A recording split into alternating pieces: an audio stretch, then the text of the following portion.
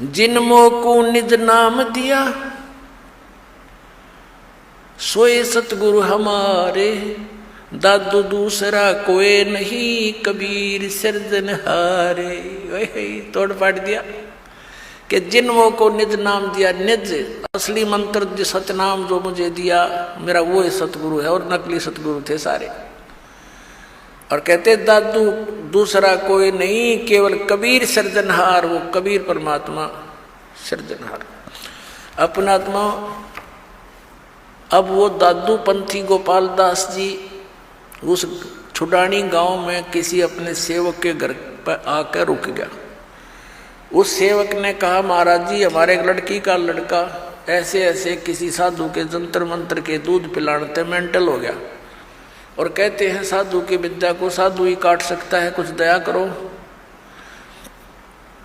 गोपाल दास जी ने कहा कि बुला उस बालक को देख लेता हूँ। अब वो सेवक जो व्यक्ति था उस गांव का गया उस गरीबदास साहिब जी के नाना जी के पास कि भाई ऐसे ऐसे अपना एक मेरे पास एक संत आता है, लड़की के लड़के को उसको दिखा लेते हैं, वो कहता मैं ठीक कर दूंगा इसने। तो 5-7 गांव के मौत जो होते हैं कुल के लोग वो और उसका नाना जी और गरीबदास 13 वर्ष के बालक को ले गए। दादू पंथी वो गोपाल दास जी गरीबदास जी से पूछा कि बेटा वो कौन था जिसने तुझे बर्बाद कर दिया, उसका क्या नाम था। अब गरीबदास जी ने कहा कि मुझे बर्बाद नहीं किया, मुझे आबाद कर दिया महात्मा जी। हम सुल्तानी नानक तारे दादू को उपदेश दिया, जात जुलाहा वेद न पाया वो काशी मोए कबीर होया। जब ये वाणी बोली उसकी छाती में मारा पहला वचन कि मैं हम यानी हम सभी को पार कर दिया। किस किस को? हम सुल्तानी नानक तारे दादू को उपदेश दिया।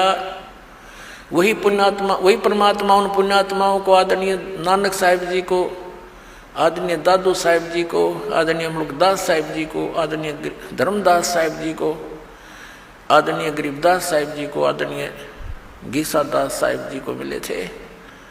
तो यहाँ कह रहे हैं हम सुल्तानी नानक तारे, अब्राहिम सुल्तान अधम को बुलक बुखारे में वही परमात्मा आए थे, उसको 100 लीलाएं करके उसको नरक से निकाला था। हम तो इस माया ने सच सब कुछ मान बैठे राज और पाठ को, और परमात्मा ने ये विश्व बताया आपके लिए, जो भक्ति ना करता उनके लिए। तो क्या बताया? हम सुल्तानी नानक तारे दादू को उपदेश दिया, और जात जुलाहा भेद नहीं पाया, काशी माए कबीर होया। अजब नगर में ले गया हमको सतगुरु आन, और जल के बिंब अगाध गति हम सूते चादर तान। अलल पंख अनुराग है सुन मंडल रह थीर, दास गरीब उधार दिया मुझे सतगुरु मिले कबीर।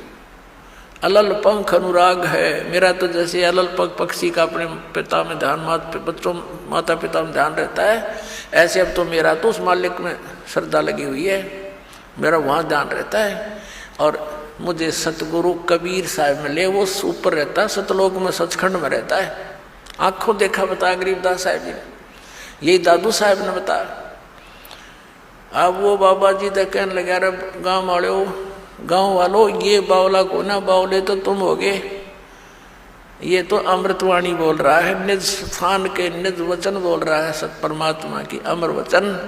उस 60 साल के महात्मा ने 13 साल के बच्चे के सामने, बच्चे के आगे हाथ जोड़ के कहा कि महाराज यह वाणी लिखवा दो, कलयुग में काम आवेगी।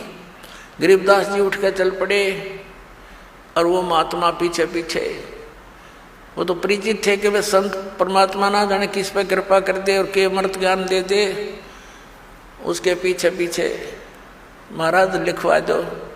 तीसरे दिन गरीबदास जी ने कहा कि यदि पूरा लिखे गोपाल दास, बीच में छोड़ कर ना भागना। अगर नहीं जी मैं कति फरी हो रहा हूँ गाँव से, घर से, बाल बच्चों का विवाह हो लिया, 60-61 साल की उम्र मेरी होगी, और जब तक से सारी उम्र लिखवा दो जाता साथ रहूँगा।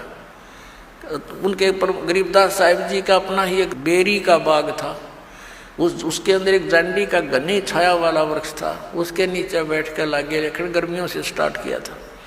फिर जैसे जैसे समय आता रहा, 6 महीने तक लिखते रहे, गरीबदास साहब जी बोल रहे थे, वो दादूपंथी गोपाल दास लिख रहा था, वो अमृतवाणी, वो अमर इतिहास, वो सूक्ष्म वेद का स्वच्छ रूप गरीबदास साहब जी के माध्यम से कबीर परमात्मा ने वो फिर से प्रकट करवाया, जो दास आपको सुनाता है। बोलो सतगुरुदेव।